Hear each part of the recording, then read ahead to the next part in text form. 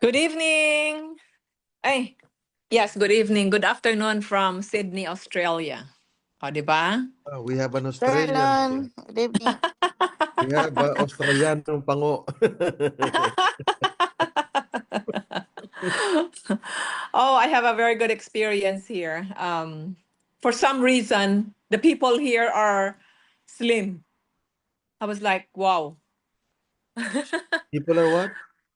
They are slim. Slim? Most people here are fit. They're Wow. very conscious, and there's so many parks around the area. Amazing, and it's free. So beaches, free access.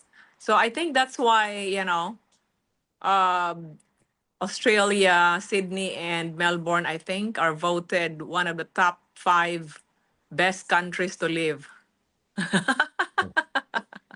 Looks like So you're having anyhow, second. Looks like you're having second thoughts now. you guess it right. So anyhow, brothers and sisters, I'm so excited for our lesson this week. Well, it has been always a blessing every time.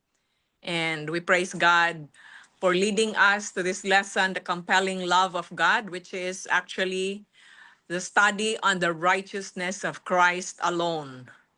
So we might move the time starting next week at 9 o'clock, since we don't have the 7:30 anymore.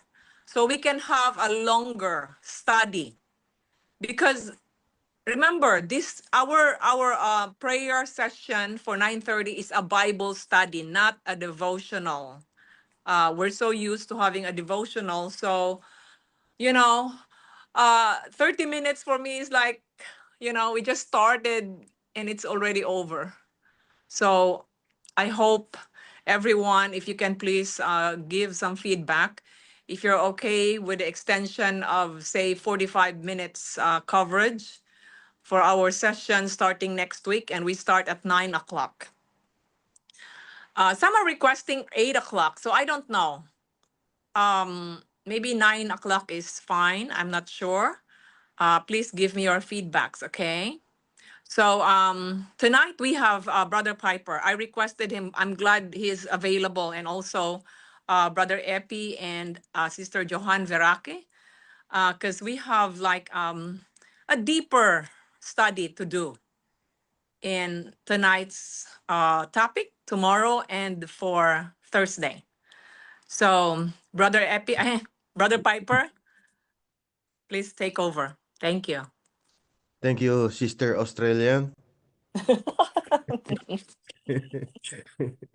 Looks like you're falling in love with Australia. But No, I'm falling in love with my grandkids. That's why. yeah. They're so nice. Very I praise God for how Justin has brought them up, and of course Chen. They're so faithful in their prayers and devotional every single day. Amazing. Amen. So praise God. Praise the Lord for that. Amen. I'm happy for you. Now you're enjoying what it really means to be a grandma. I know. That's true, brother. Oh my Lord. I'm so happy. I'm so excited. But with all So that said, we're now diving into the continuation of what this church or movement has decided to do for their uh, what's it, prayer ministry. It happened that this whole book, Compelling Love of God, is available PDF in 1888 message. The one who authored it was impressed upon by God to just give it for free. Of course, if you want to have a hard copy, you can have it. You can buy from the website. But this is a good study, is the whole book. But tonight, we'll just be touching on one particular aspect of the whole book, and that is how the gospel is perverted. And understanding of the gospel uh, should be related to our understanding of God's love. and how God's love is perverted. The only way that the gospel can be perverted is for the gospel to be perverted. That's why the Bible verse that has been given to be the introduction for this study is found in Galatians chapter 1 verse 7. It's about uh, the perversion of the gospel, which is uh, abomination to the Lord. Anyone who's endeavoring to introduce another gospel will be accursed of God.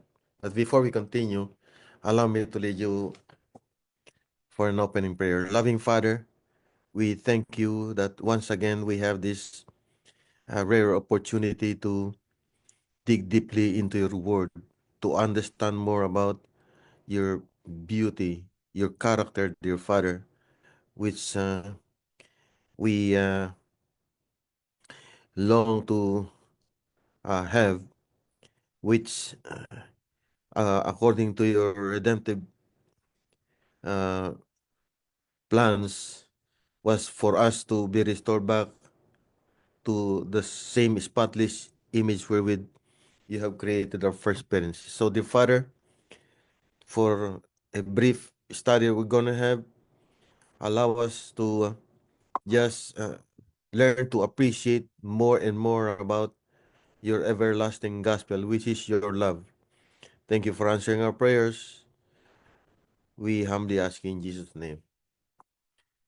I'll be sharing from you uh, some slides of the whole PowerPoint, but only a particular portion where the perversion of the gospel uh, is touched.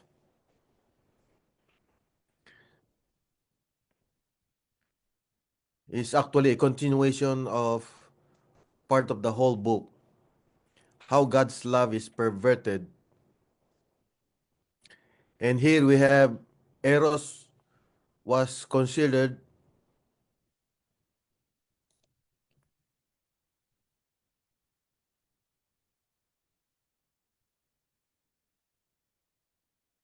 Eros was considered as the highest form of love in the Greek mythology. And it was Plato who described Eros as man seeking after God, which is the basis of all pagan religion.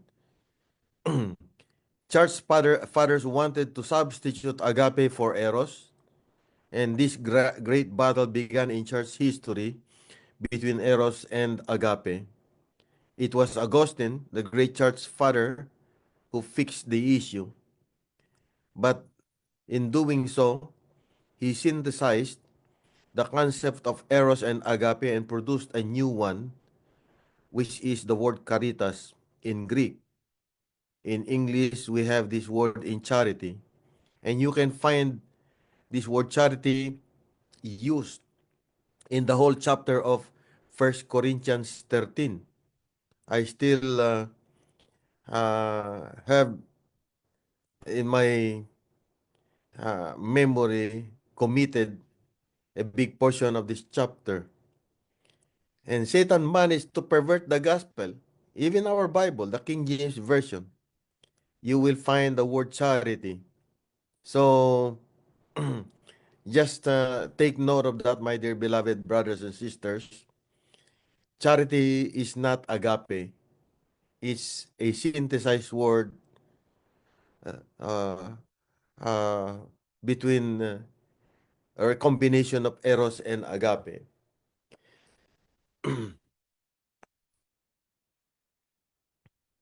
Here in your screen, you find in the chart uh, three kinds of love presented or three kinds of gospel presented. The first one on your left hand side is the Eros gospel, which is salvation by works, which is this is the foundation of all pagan religions, which we can understand now as as salvation by works, so to speak. Then we have the Caritas gospel, which is salvation by faith, plus works. This is man meeting God halfway, so to speak. And meeting God halfway is not the gospel. It's also a false gospel. Then we have on the third column is the agape gospel, is salvation by grace alone. Salvation by grace alone is God's love and grace are both given freely to all inclusive. Nobody is exempt. And the only way that people are lost and will perish is because they love sin and do not want a savior from sin. God has offered selflessly his only begotten son, given him uh, to redeem them, and yet having reached that knowledge of the truth, man decides that he will have nothing to do with God. And so, at the end, he becomes responsible for his own ensuing death, my friends. After having presented to you the beautiful gospel, the everlasting gospel, and still you decide that uh, is not for you, God will be sad. But at the same time, God will respect the decision that you will make. And sin and righteousness cannot coexist. And because sin is antagonistic towards God, what he did was in fact was manifested in the everlasting gospel. God is love.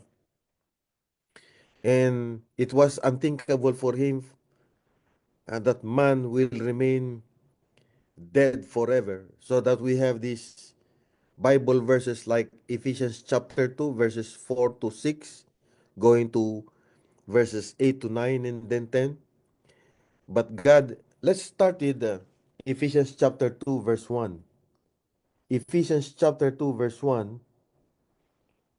indicates our condition. And what was our condition? In Ephesians chapter 2, verse 1. And what did God do? It says, you hath he quickened who were dead in trespasses and sins, where in time past ye walked according to the course of this world, according to the prince of the power of the air, the spirit that now worketh in the children of disobedience, among whom also we also had our conversation in the times past, in the lust of our flesh, fulfilling the desires of the flesh and of the mind, and were by nature the children of wrath, even as the others. Then what did God do? And once again in this verse, in fact in verse 5, you will notice that the condition wherewith uh, we came into this world, we were spiritually dead, right? In verse 4 it says, but God who was rich in mercy, because of the great love with which he loved us, even when we were dead in sins,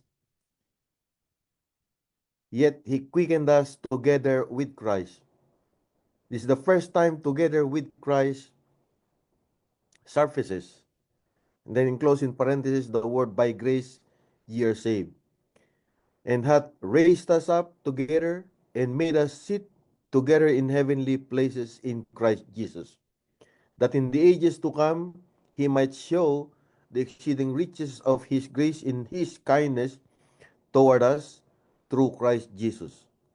For by grace ye are ye saved through faith, and that not of yourselves, it is the gift of God, not of works, lest any man should boast. For we are his workmanship, created in Christ Jesus, unto good works, which God hath before ordained that we should walk in them. So, my dear beloved brothers and sisters, this is the gospel, the everlasting gospel of Jesus Christ, which was planned and initiated by God from before the foundation of the world. That's why in Ephesians chapter 1, verse 4, starting from verse 3, we have this blessing. Blessed be the God and Father of our Lord Jesus Christ, who hath blessed us with all spiritual blessings in heavenly places in Christ Jesus, according as he hath chosen us in him before the foundation of the world, that we should be holy and without blame before him in love. It's a beautiful gospel. Everything that Christ uh, fulfilled through his doing and dying, he did so because God is not a God who is in the business of condemnation, but in the business of redemption. Maybe you have noticed that many times, and with so much emphasis, I have hammered so many verses, which to me has become so very uh, influential. I just cannot do without those verses anymore because they speak of the gospel.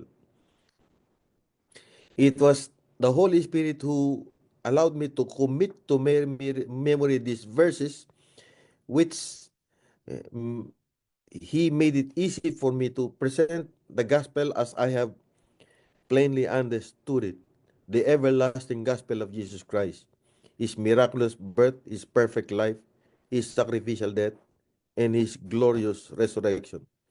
And many times, the birth of Jesus Christ uh, is set aside or not considered part of the gospel. His birth is very important because his birth, my dear friends, made him qualify to be our legal representative. And for that reason, having taken human form at his incarnation, rightfully he can not be ashamed to call us brothers and sisters. And in that's you can find it in Hebrews chapter 2, beginning from 9 to 18, whereby everything that happened to Christ was to restore mankind to his original position. Remember that in 1 Corinthians 15, verse 50, it says that flesh and blood cannot inherit the kingdom of God, nor uh, corruption shall inherit incorruption. And then what did God do? He sent Jesus Christ in the likeness of you and me. Why did he do that? Because we, as human beings, cannot inherit the kingdom of God. In Hebrews chapter 2, verse 14, it says, uh, what does Hebrews chapter 2, verse 14? For in as much then as children are partakers of flesh and blood, he also himself likewise took part of the same, that through death he might destroy him that had power of death, which is the devil, and destroy him the power of death, and deliver them who through fear of death are all their lifetime subject to bondage. See, he destroyed the power of death. It perfectly fits with the same statement the Apostle Paul gave in 2 Timothy chapter 1, verse 10. He destroyed death and brought life and immortality to life through the gospel. And what is the gospel? Or is the gospel? Jesus Christ. Beautiful. But before he did it, he he lived the perfect life, so to speak. He was the perfect man. In Romans chapter 8, verse 3, it says, for what the law could not do weak as it was through the flesh, God did by sending his own son in the likeness of in sinful flesh. And on account of sin, he condemned sin in the flesh, that the righteous requirements of the law might be fulfilled in us who walk not after the flesh, but after the Spirit.